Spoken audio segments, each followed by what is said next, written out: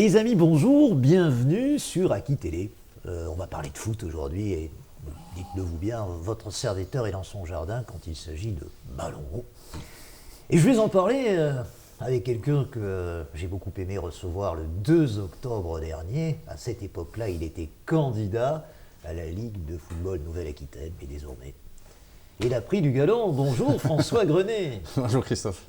Alors c'est un plaisir que de te recevoir au centre technique du Haillan. Alors il y a plusieurs lieux incontournables lorsqu'on pense à la Ligue. Il y a le siège social à Puy-Moyen en Charente, et il y a celui-là. Est-ce qu'il y en a d'autres déjà? Non, c'est les deux sièges. En fait, c'est les sièges anciennement Ligue d'Aquitaine et Ligue Centre-Ouest, tout simplement. Oui. Mais notre région étant tellement grande, Oui. Par commodité et pour aussi, par respect pour les clubs, on se doit d'avoir des lieux de proximité. Je l'ai souvent dit, la proximité c'est fondamental. Le rôle des instances, qu'elles soient régionales ou celles de proximité départementale, nous sommes là pour accompagner, conseiller, servir les clubs au mieux sous différentes formes. Donc la proximité c'est important.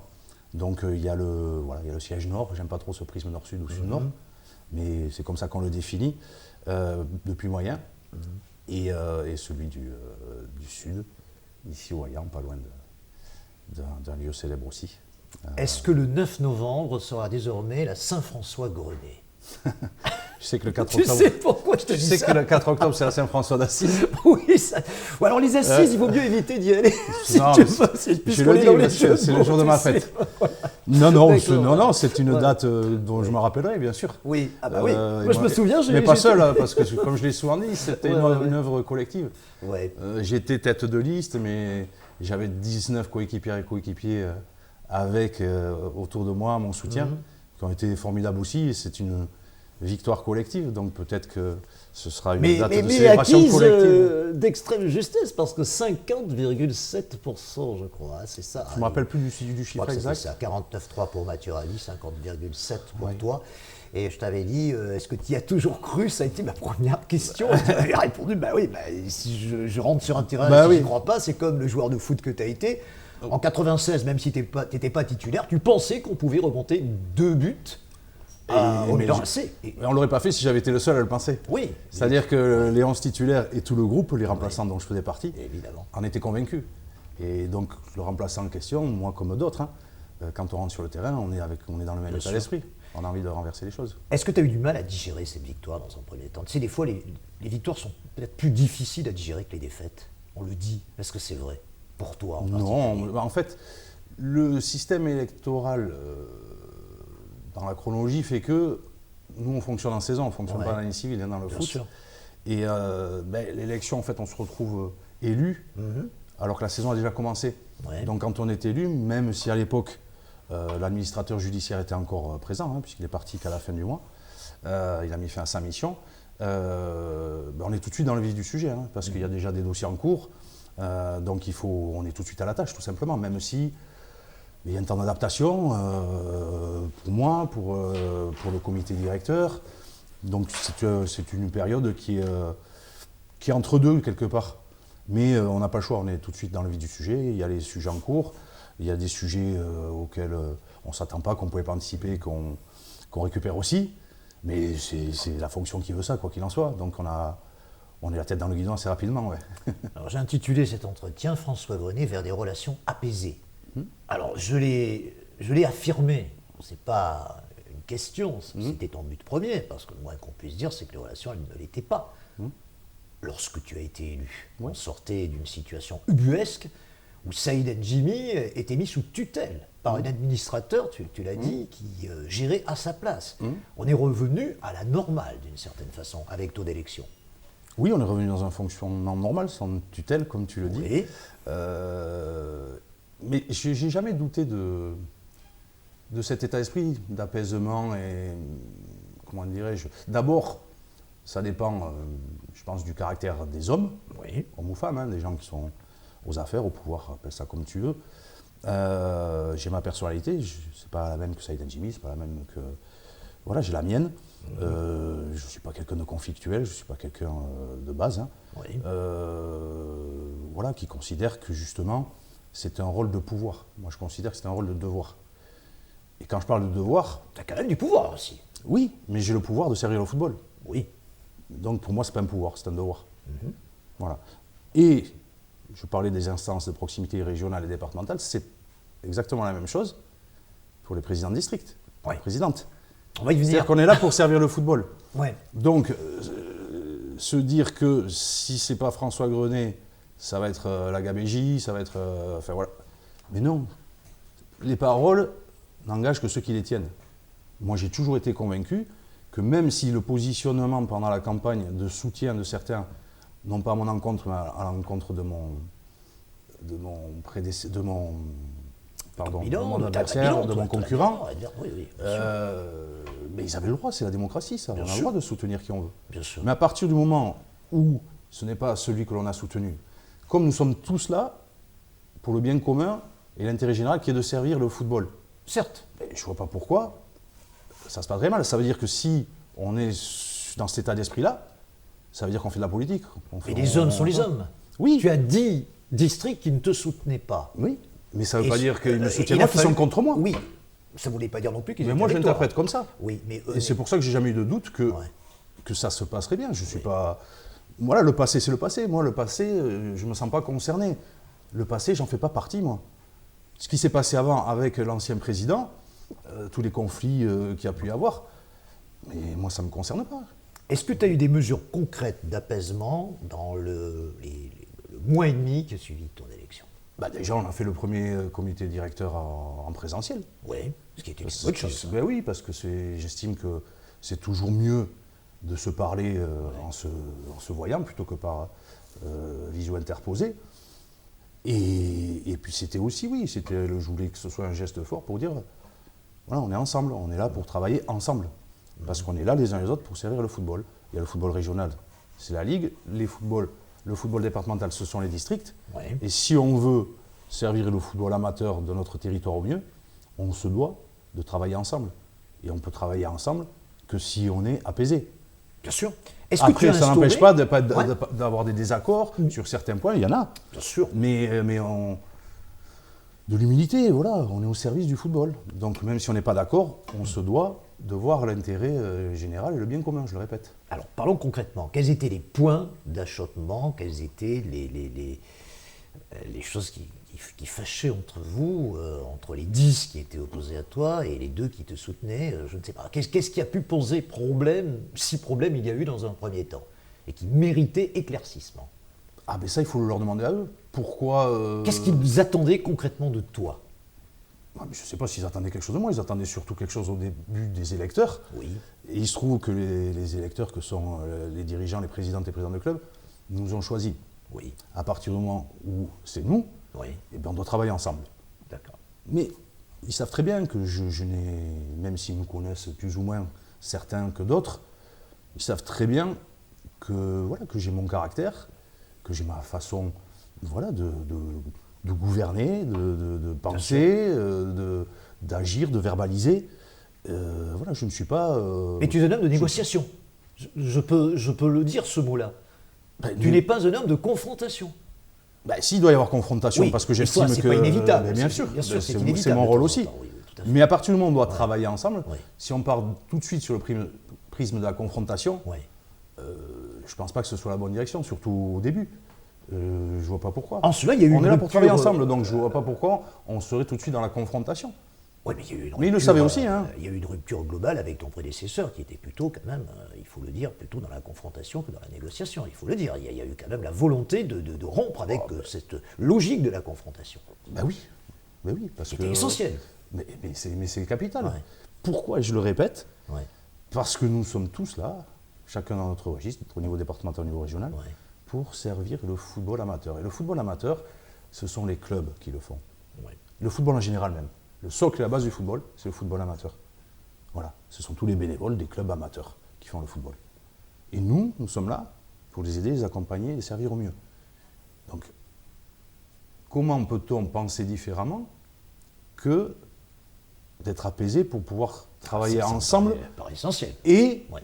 être le plus efficient et efficace possible par rapport à ce que j'évoquais dans le détail de nos missions, de servir le football.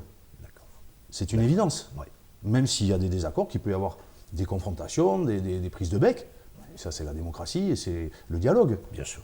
Mais ça ne peut pas être autrement. Moi, je ne le conçois pas autrement. Alors, tu as eu quelques chauds dossiers, et notamment un dossier sur les violences dans le foot. Alors, évidemment, on se souvient tous de ce match de départemental 2, c'était le 2 mars dernier, épouvantable scène. Il n'y en a pas eu qu'un, malheureusement. Celle-ci en particulier, Ouais. parce qu'elle a été filmée, et que tous les médias s'en sont fait le relais. Gradignan, Racing Club de Chambéry, je crois que c'est le capitaine de Chambéry qui a failli perdre l'œil. Oui. Et le même jour, je crois que c'est même les filles qui se sont crêpées le chignon à Libourne. Oui. Et j'imagine que quand tu vois ça, tu devais avoir les bras qui t'ont tombé. Même si tu n'as pas été surpris à proprement parler, mais pour Malheureusement. arriver à ce niveau de violence incroyable, quoi. Je pense quelque chose. Ah ben, on va y venir. Oui. D'abord, il y a le constat, Le effectivement. constat d'abord. Le football, c'est le sport le plus populaire. Oui. C'est le plus grand nombre de licenciés, Oui. au niveau départemental, régional, même dans une terre de rugby. Hein. Oui. Il n'y a pas photo. Hein. C'est vrai. Donc c'est le plus gros tissu associatif sportif français. Ouais. Donc forcément, on va être un miroir grossissant de ce qu'est l'évolution des comportements dans la société. Ouais. Malheureusement, quand on regarde les médias aujourd'hui, je ne parle pas de football, on est souvent sous ce prisme de la violence, qu'elle soit verbale, physique, l'affrontement, tu l'évoquais, et on retrouve ça décuplé dans notre sport à nous. Mais je précise, et que nous ne sommes pas les seuls. J'allais le dire. Donc on est le miroir grossissant, mais vous avez par exemple actuellement un sport co de salle qui est le basket, qui est touché par ce problème de violence. Ouais. Alors il y a la violence sur le terrain et la violence autour des terrains.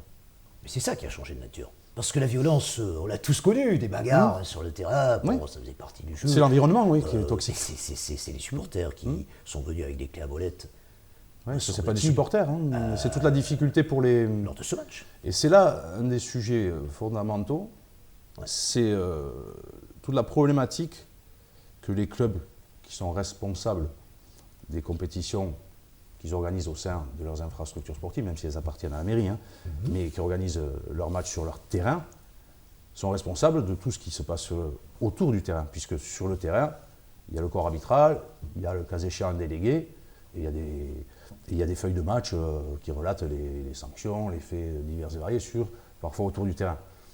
Mais là où le président ou la présidente, les dirigeants, les bénévoles de club sont démunis, c'est pour tout ce qui est externe. Oui.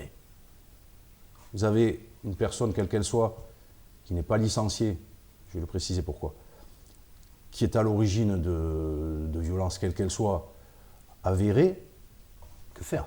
Le président de club est complètement démuni. Absolument. On parle par conséquence, dans des mesures à prendre, d'organiser dans ces environnements hostiles où se sont produits des événements, des huis clos. Mais on revient à cette problématique. Moi, je suis pour tout ce qui est pour enrayer ce phénomène de violence. Il n'y a pas que ça, on va y revenir.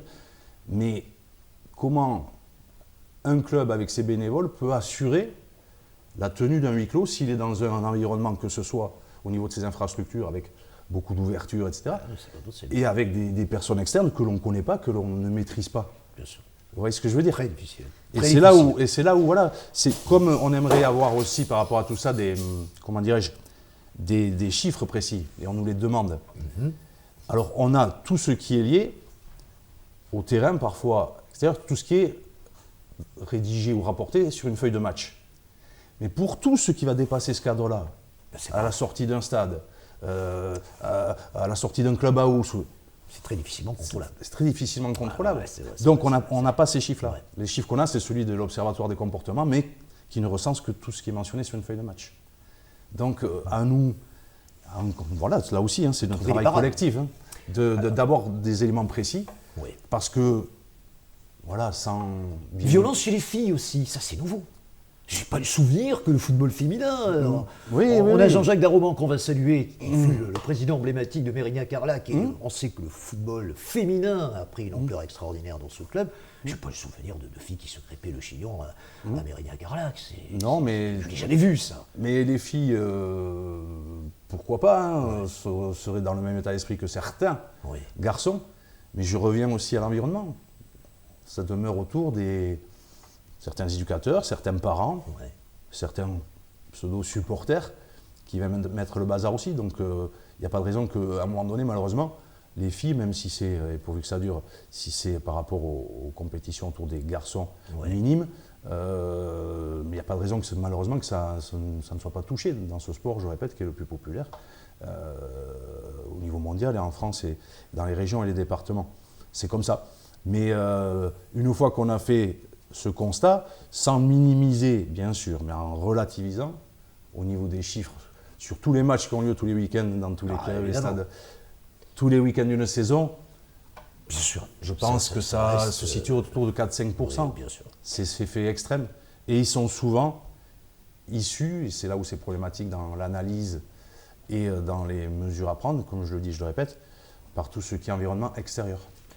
On le voit chez les supporters. Au Girondins de Bordeaux, qui est pourtant un club de National 2, les Northgate, qui étaient opposés aux Ultramarines, qui se sont tapés sur la gueule aussi, et ce qui a entraîné d'ailleurs la pénalisation des Girondins, puisqu'ils ont disputé plusieurs matchs à huis clos à cause de leurs supporters. C'est ça le paradoxe. Alors après, le club a beau, malheureusement, être revenu dans le football amateur, Ouais.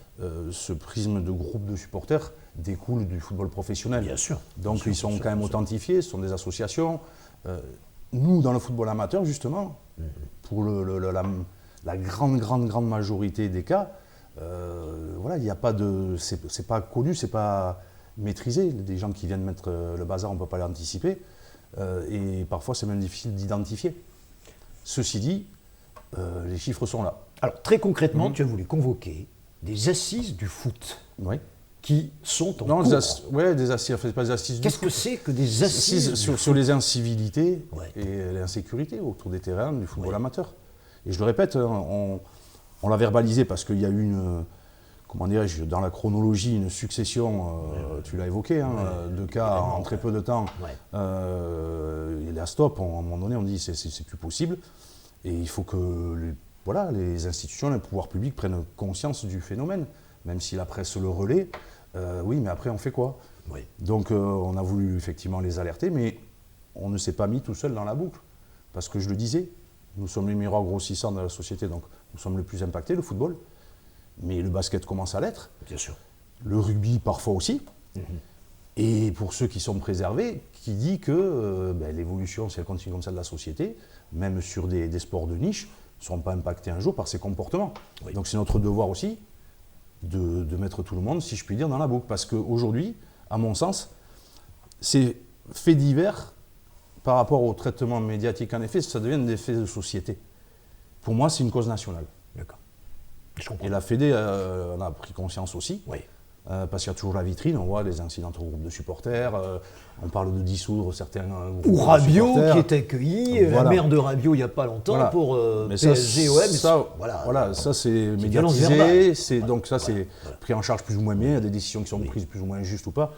C'est pas mon problème à moi. Notre problème à nous, c'est notre football régional à travers les territoires que sont les départements. Donc on a convoqué, on a été reçu par le directeur de cabinet du préfet. Nous étions plusieurs acteurs autour de la table. Donc nous avons évoqué les faits, nous avons échangé.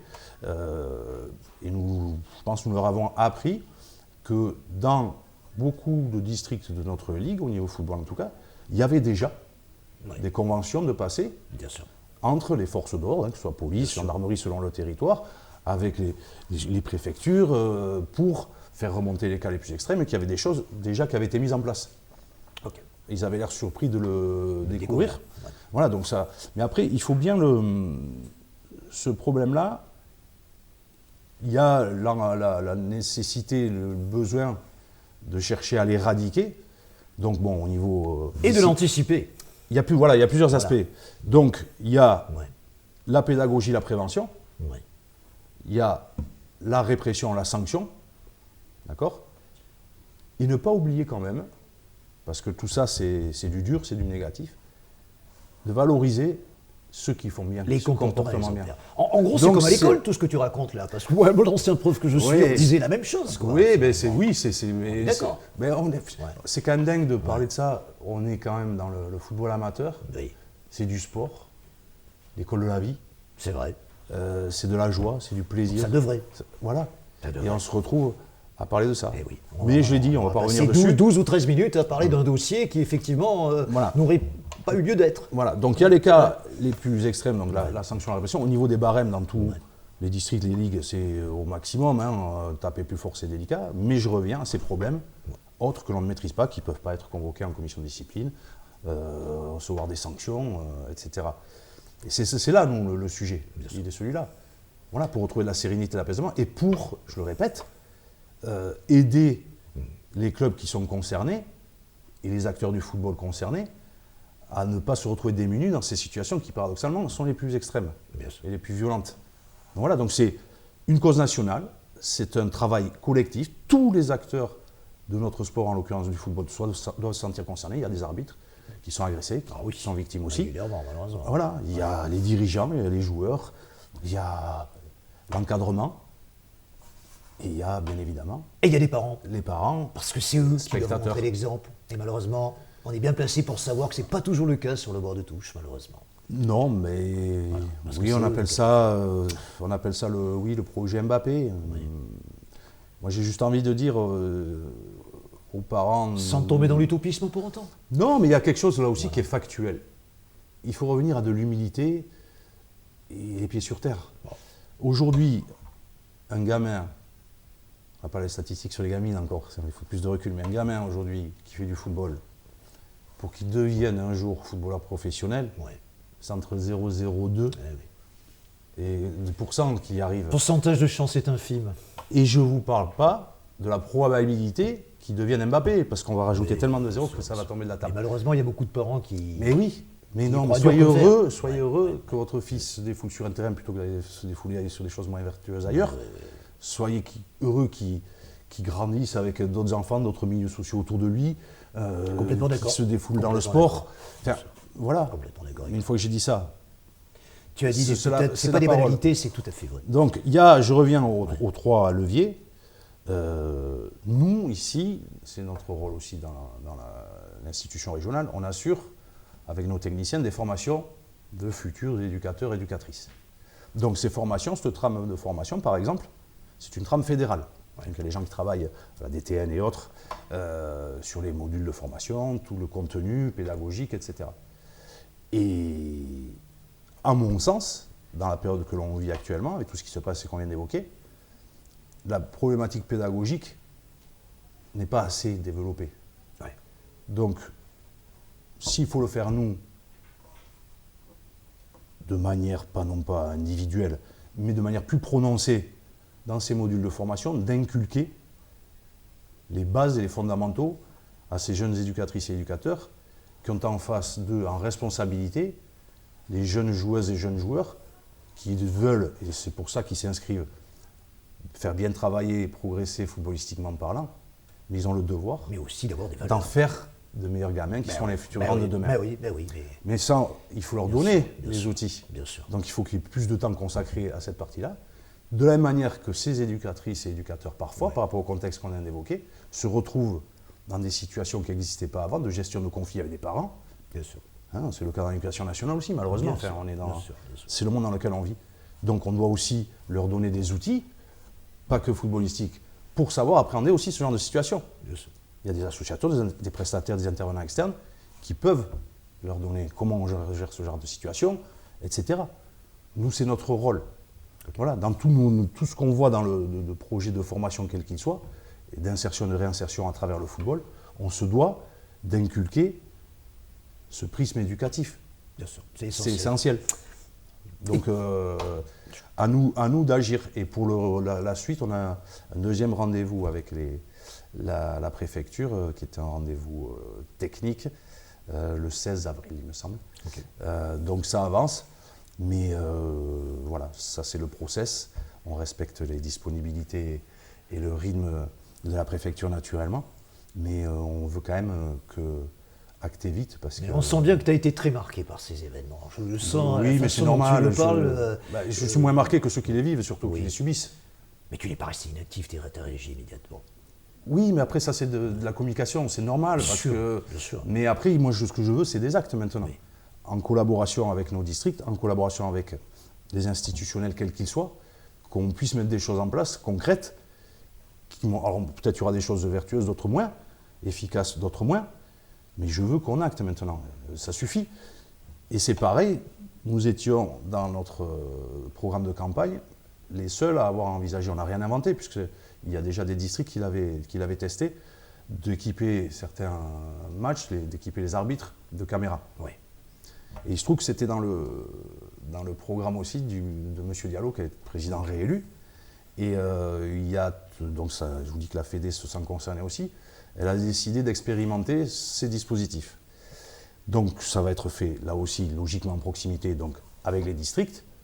Mais comme nous l'avons impulsé dans le programme ECO aussi, ça a du sens que la Ligue de football Nouvelle-Aquitaine, à travers ces districts, fasse partie de fait des districts et des ligues test pour un déploiement éventuel, si c'est efficace et vertueux, généralisé, pas la saison prochaine, mais celle d'après. Okay. Voilà, donc il y a aussi cette partie-là qui va être intéressante, parce que je pense malgré tout que ça n'arrange certainement pas tout, mais j'ai la naïveté de penser que d'abord, ça sera au cœur du jeu. Ça sera. Donc certaines paroles. L'empêchement peut-être de passer à l'acte à partir du moment où c'est fait. Oui, il y a ça, mais je reste convaincu aussi que dans l'environnement que l'on évoquait, d'où viennent aujourd'hui la plupart des actes, des scènes les plus violentes, voilà, des spectateurs qui seront informés que l'arbitre central du match du jour est équipé d'une caméra qui enregistre naturellement et l'image et le son. Oui. Seront peut-être moins virulents ou se retourneront leur langue ou se retiendront de passer à l'acte comme ça. Voilà. On va parler un petit peu des compètes quand même, parce que c'est normal, hein, la Ligue de Nouvelle-Aquitaine de football, évidemment, elle gère les compétitions. Il y a quand même 2 gros clubs qui ont disparu, en tout cas du professionnalisme. Bien sûr, les Chamois niortais, je crois qu'ils disparaissent carrément. Oui. Ils étaient en R3, je crois qu'ils vont disparaître totalement, ce qui est tout à fait incroyable, alors qu'ils étaient en Ligue 2 il y a 2 saisons. Et puis évidemment, les Girondins de Bordeaux. National 2, on va dire clairement que la remontée en National, c'est plutôt mal barré. Il faudrait un concours de circonstances. S'il n'y avait eu qu'un adversaire, Saint-Malo en l'occurrence, pas de problème. Non, sauf qu'il y en a 4. Oui, c'est homogène. Oui. Et donc, ça va être très compliqué, puisqu'il faudrait un concours de circonstances. D'abord, pour que les Girondins fassent, on va dire... cavalier seul jusqu'à la fin. Ils ont 7 matchs. Hein, oui, il y a 21 points en jeu. 21 points, pour moi, pour monter, il faut faire 21 points. Il faut gagner tous les matchs. Avec 3 déplacements très difficiles. C'est ce qu'il faut se dire, je pense, c'est sûr, parce qu'ils n'ont pas les clés du camion, si je puis dire. Mais ça ne dépend pas que d'eux. Ils n'ont plus. Donc, disons que c'est un... Parler de politique, c'est un ballottage défavorable, clairement, aujourd'hui. Ça te fait quoi de voir ces Girondins? Je crois qu'on en avait parlé déjà. Oui. En octobre dernier, ça te fait quoi de les voir? Je reste convaincu que les grands clubs ne meurent jamais. Oui. Ça, c'est une formule, mais la réalité, non, mais après, parallèlement, on parlait des Chamois niortais. Eux, ils sont morts. Non, ils étaient professionnels, mais moi, je pense surtout aujourd'hui, par rapport à ces clubs, il y a des dommages collatéraux toujours dans ces situations. Déjà, je trouve ça... pour Bordeaux, il y en a eu. Ouais, mais c'est ça, moi, qui me... Vous savez, on n'est que de passage dans la vie. Et de la même manière que n'importe quel dirigeant, entraîneur, bénévole, joueur, on n'est que de passage aussi dans les clubs. Et les clubs, ce sont des institutions fondées en telle date, créées en telle date. On n'est que de passage. Et même si ce n'est pas voulu, volontaire, j'ose espérer, que certaines personnes, en agissant mal, en gérant mal, saccagent et piétinent les institutions comme ça, c'est intolérable. C'est intolérable. Mais justement, venons-en. Après, ils sont dirigeants, ils ont les responsabilités. Les dirigeants... Que ce soit dans le football amateur ou dans le football professionnel. Le football amateur, c'est le dirigeant, il a la responsabilité du club.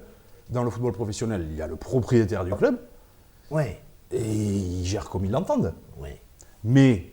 Moi, je me souviens... Je pense qu'on peut quand même être plus percutant là aussi, plus prévenant au niveau du contrôle de gestion des clubs. Ah, moi, je me souviens du slogan de l'équipe Abel, c'était l'esprit club. Oui. Tu te souviens de l'esprit Bien sûr, club? évidemment. C'était le petit blazer que les joueurs avaient. C'était cette élégance que les joueurs avaient en dehors du terrain, sur le terrain et en dehors. Ouais.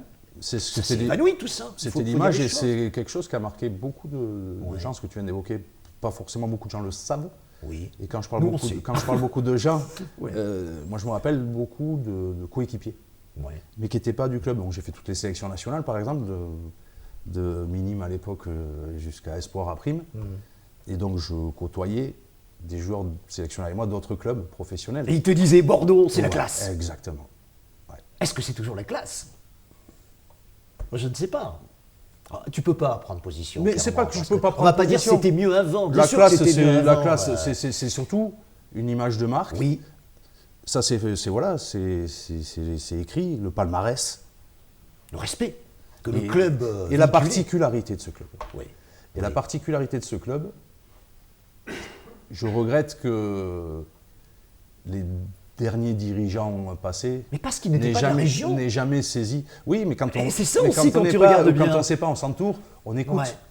Les Américains, ils étaient à 100 lieues de l'esprit bordelais. Et excusez-moi de le dire, Monsieur Lopez, qui est souvent absentéiste, qui vient de temps en temps au match, est-il vraiment clairement identifié à la région? Ce qui était le cas du président Trio, mais il y a d'autres, évidemment de Club d'Aise. Il y a d'autres clubs français sous propriété étrangère. Oui, mais avec une représentation où ça se passe pas trop mal. Ouais. Après, pas focaliser non plus toujours que sur les têtes de pont, les figures de proue que sont les propriétaires, présidents. Oui. C'est comment on s'entoure aussi. Oui. Voilà. Que ce soit au niveau de la direction, que ce soit au niveau sportif. Tout est réseau aujourd'hui. Il y a des réseaux qui sont plus vertueux que d'autres et qui seront plus ou moins attachés à respecter les clubs, leur passé, leur image, etc. Allez, tu as 1 minute pour nous parler des finances de la Ligue. Alors, elles vont comment? Je crois qu'il y a un audit qui est on s'est engagé aussi que pendant vous la campagne. avez Oui. vous-même voulu mettre en place. Oui. Où est-ce qu'on en est? Parce qu'on a Un audit beaucoup comptable et critiqué financier. Saïd Il a- Adjimi. il a- Qu'est-ce qu'il a laissé comme... Mais l'audit a panorama. commencé mercredi dernier. Ouais. Voilà. Donc la société est au travail, elle a commencé son travail. On espère avoir ses conclusions au tout début de l'été, c'est-à-dire fin juin, début juillet. Ouais. Et on en saura plus. Mais la Ligue est en santé financière saine. Voilà, ça c'est le plus important. Oui. C'est juste qu'il faut... voilà, sur les dernières saisons, il y a eu des dépenses. Donc Saïd Adjimi avait raison de s'insurger, parce qu'il trouvait inadmissible qu'il y ait un audit lancé, ce qui avait amené d'ailleurs... Ah, mais ça, c'était à l'époque l'audit qu'avait demandé la fédération. Exactement. Après, ça, c'est un conflit qui les regarde. Oui, c'était un conflit entre Voilà, Adjimi et nous, la Fédé, on l'a décidé parce que Ouais. c'est... je l'ai dit tout à l'heure, vous savez, la Ligue de football Nouvelle-Aquitaine, c'est 11 millions d'euros de budget. Ouais. Et 85% de ce budget, ce sont l'argent des clubs et les subventions fédérales. D'accord? Bon, L'argent des clubs, on ne joue pas avec. oui. On ne joue pas avec l'argent quoi qu'il en soit. Non. Mais l'argent, les subventions fédérales, je grossis le trait, mais Oui. volontairement. La fédération, les subventions, pour moi, c'est de l'argent public. Bien sûr. Donc on se doit d'être transparent et de ne pas jouer avec ça. Et je sais que tu es attaché à Et ça. pour qu'on ait de la visibilité, de la transparence, comme je viens de l'évoquer, ben, on se doit d'aller mettre des choses en place comme il se doit. Bon, on va parler un peu de Bayonne pour terminer. Dédé. Oui. Moi, je l'adore, Dédé, mais il ne fait pas l'unanimité. Alors, tout le monde Personne voudrait fait Zizou l'unanimité. à la place de Dédé. Personne ne fait est-ce que l'unanimité, tu sais, Zizou- mais il vaut mieux être en vieux qu'en vieux. Quand tu regardes le palmarès de Dédé, qui vient de se qualifier pour le Final Four de la Ligue des Nations, tu te dis, mais comment Zizou va-t-il pouvoir faire mieux? Il ne peut que faire plus mal quand tu vois un tel palmarès, il faut le dire quand même. Faire mieux, ça, c'est compliqué Ça certainement. sera compliqué. Oui. Plus mal avec la compétence qu'il a prouvée en club Ouais. et son aura, enfin tout ce que tu veux. Tu le rencontres un peu, Dédé, puisque tu es baïonné comme lui, ou est-ce Non. qu'il vient de temps en temps? Non, quand on se croise, ben, on a forcément, comme avec Vicente, on a les bah, racines. évidemment, forcément. Donc il y a un rapport spontanément amical et affectif, j'ai envie de dire. Mais bon, bravo à lui, parce que on est dans sa reconversion, mais il y a déjà sa carrière de joueur. Non, mais on lui reproche, tu le sais, l'absence de jeu. Quand je vois RMC, ce qu'il Mais lui ça, met, ça, c'est est-ce un- que Christophe mais- Dugarry lui met Non, mais après voilà, ça, tu tu sais, connais Dugarry aussi, bon. ça, tout le monde a le droit Ouais. d'avoir un avis. Ouais, De dire, oh, putain, quand même, le potentiel qu'il a, il n'y a pas de jeu. on s'emmerde un peu, tout ce que tu veux. Mais au final, Les faits lui donnent raison. on regarde le palmarès toujours. Exactement. Et quand on regarde son palmarès de joueur Je suis et 10 son 000 fois palmarès d'accord d'entraîneur, avec toi. 10 000 fois d'accord. objectivement, on peut ne pas aimer son style, quel qu'il soit, mais on se doit de respecter ce qu'il a fait. Ouais. Et ce qu'il a fait, Eh ben, voilà. j'adhère à 300 000 % à ce que tu Non, dis, ça mais sera c'est- le mot de la fin. Et on a parlé du Il Pays faut être Basque. objectif quand on parle On peut des pas- choses et encore plus des hommes. On peut pas être objectif tous les deux quand on parle du Pays Basque. Ah oui, C'est non. pas possible. Hein, c'est non, pas mais il faut possible. toujours l'être, donc, L'aviron bayonnais dans les 6 ou pas? Ils sont 4e pour le moment, hein. Mais écoutez, je suis, bien sûr. Évidemment. L'idéal, alors déjà dans les 6, ce serait Ouais. un exploit, c'est jamais arrivé depuis Oui. du rugby professionnel. Et l'avantage de 3-4, c'est que tu peux Ouais. recevoir le barrage. Ouais. Et quand on connaît l'ambiance au stade Jean Daugé, Ici, leur à Jean souhaite. Daugé, le grand-père. oui, On le l'avait grand-père dit. maternel, ouais. Le grand-père je le leur maternel. souhaite, je le Ouais. leur souhaite bien sûr. Et puis l'UBB aussi, que l'on suit de près, Eh ben oui. qui est dans le bon wagon aussi. ouais. Allez, ça serait bien le final. UBB Aviron Bayonnais, qu'est-ce que tu fais ce jour-là? Oh là là, c'est dur. Hein. Non, mais T'imagines? c'est La finale du top 14, terrible. Non, mais c'est le cœur qui parle, c'est les racines, Aïe, aïe, aïe, aïe. c'est Ouais. la jeunesse et Ouais. l'essence de ma passion de sport, c'est l'aviron. Déchirement, ça. C'est l'aviron. Déchirement. Pour moi aussi, d'ailleurs, je dois l'avouer. Bon, écoute, je te remercie, François. Merci, C'est un Christophe, vrai avec plaisir. bonheur que de venir ici au Hayan dialoguer avec toi, de parler de foot. Un humaniste, je crois que François Grenet, vers des relations apaisées, j'aurais pu dire François Grenet, un humaniste, parce que c'est un peu Mais ce que tu es aussi, je crois. Ouais, on parlait de l'évolution de la Voilà. société, il faut Ouais. croire en l'humain. Oui, je sais que tu L'autre. crois en l'humain. Oui, et tu as bien raison. Ouais, Il faut oui. croire aux hommes, il faut Oui, croire. Moi, je veux toujours y croire. Aux hommes de bonne volonté. Merci Exactement. les amis. C'était François Grenet d'Exclusivité à Télé. Un vrai bonheur que d'être avec vous et de vous avoir fait partager cet entretien. À très bientôt pour Merci, parler de Christophe. foot. Merci à vous. Salut. Merci.